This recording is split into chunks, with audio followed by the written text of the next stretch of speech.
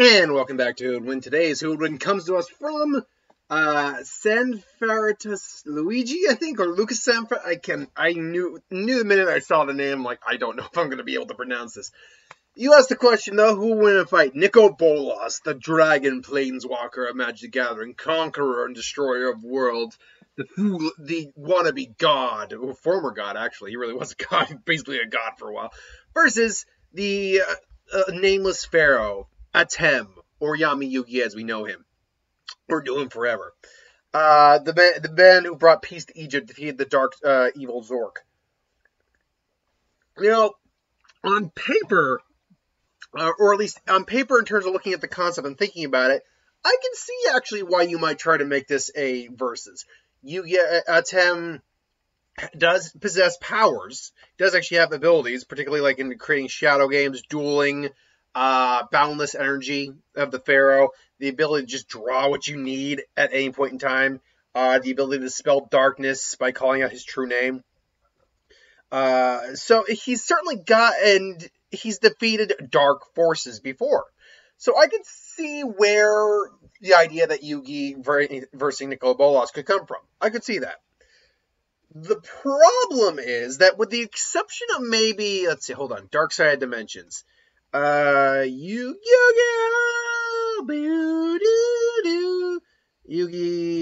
Dark Side Dimensions. I want to get the name of the main, okay. I want to get the name of the main, character. Or not main character, but the main villain. Except for that character, and only then when they merged with the, Millennium Ring, Dark Side of Dimensions. There we go. See you on the dark side of the dimensions, ooh, which is actually a pretty good film, for a Yu-Gi-Oh film, at any rate. Let's see here, the cast, Kaiba, Joey Wheeler, Bakura's briefly in there, but that's not what we're looking at. Duke Devlin, Diva, I believe that was his name, right? Diva is the antagonist, yes.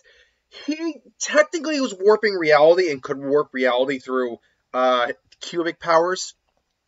I don't remember exactly the name of the three items or pro and represent evil. Justice in the seventh was contained both evil and justice shy, same level. So there was basically he was given the quantum cube. That's what he was given by Shadi before Shadi was killed by Dark Bakura. Using mystical artifacts, he transferred his people to an alternate dimension.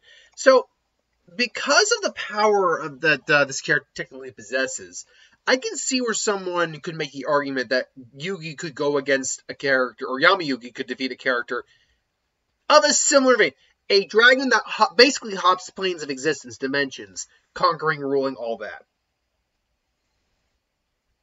Now, where the differences lie is very quick, because we never actually see Diva try and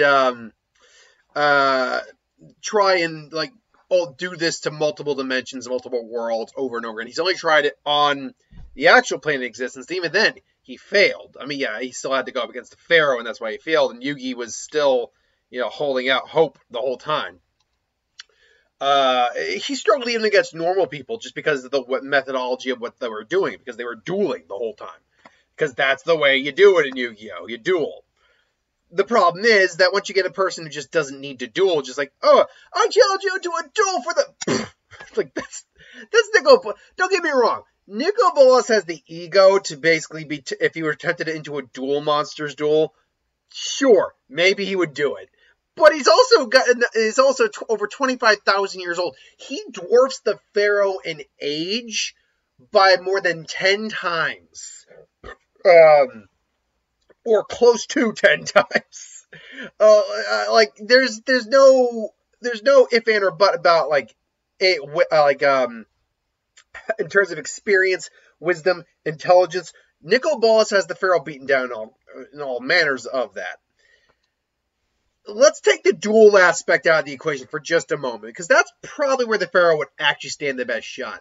If the Pharaoh was just trying to stand against Nicol Bolas, summoning the Egyptian god cards and whatever, first off, we have no idea. That would be a good video for do at some point. Maybe convert the Egyptian god cards into magic cards. That'd be interesting to do.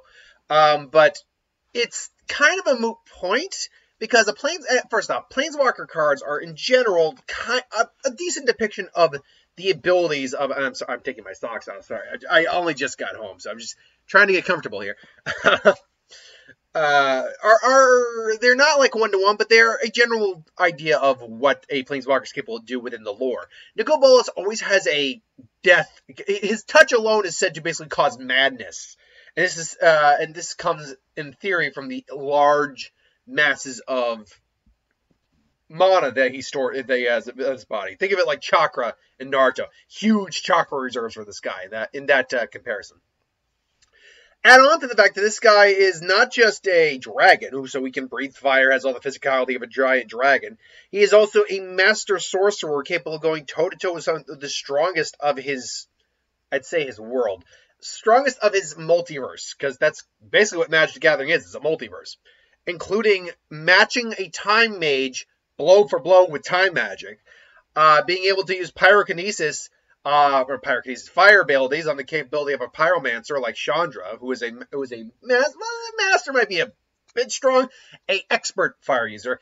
He himself claims to actually have quite a knowledge of necromancy as well to counter Liliana. His telepathy is capable of nearly breaking the mind of a master telepath like Jace.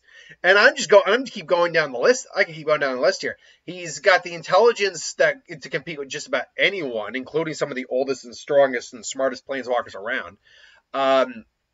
He is a master inventor, a master cunning strategist.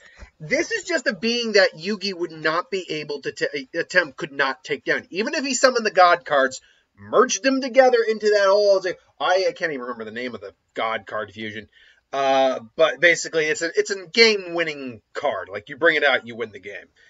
But it's because it's not a shadow game. It's like, the light doesn't, banish Bolas, I don't think. I mean, it could hurt him. Sure, he's not infallible. That is Bolas. That's probably one of Bolas's biggest weaknesses, is the fact that he is mortal. I mean, he's a dragon, so he's long-lived, and he can still live a long while, but he is mortal. So, yeah, he's unfortunately kind of... he's unfortunately got that little bit of a problem there. And he's been outsmarted before. Despite all of his intelligence, he has been outsmarted before and even overpowered through certain circumstances.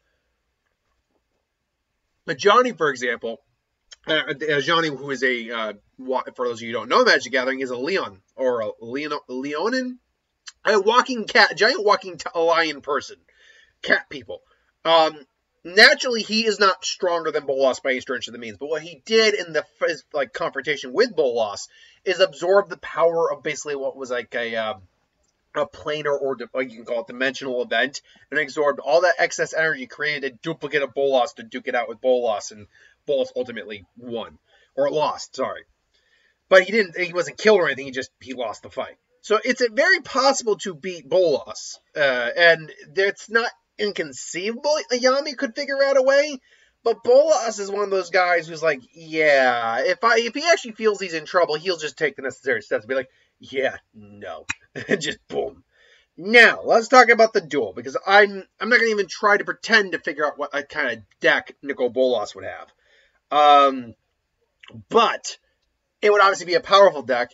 First off, Bolas would have to know how to duel. Now, he can easily claim how to duel from the world around him. He can easily just scan minds, information, all that, then forge a deck and be like, okay, I'm ready. And so, would Yugi be able to beat Bolas in a duel? Well, that's an impossible thing for me to say without figuring out what kind of deck Bolas would use. And even then, Yugi can draw whatever card he technically needs at the time. Now, that said, however, knowing Bolas and knowing that he's not necessarily a cheat. He just knows how to bend the rules. Like when when Liliana was working for him to help her, so he could help him, or he could help her deal with the 4 demons she signed a contract with. Because I believe he helped broker the deal with that. What he didn't tell her was that once you broke all 4 contracts, you are now beholden to the broker of those contracts. A la moi. So she was under his control because of that.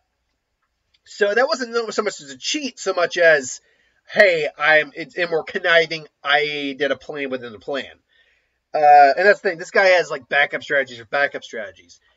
But given what we see in Yu-Gi-Oh, I would say in a duel, Yugi or Atem most likely would win, but it would be one of those things where he would probably be pushed to his brink.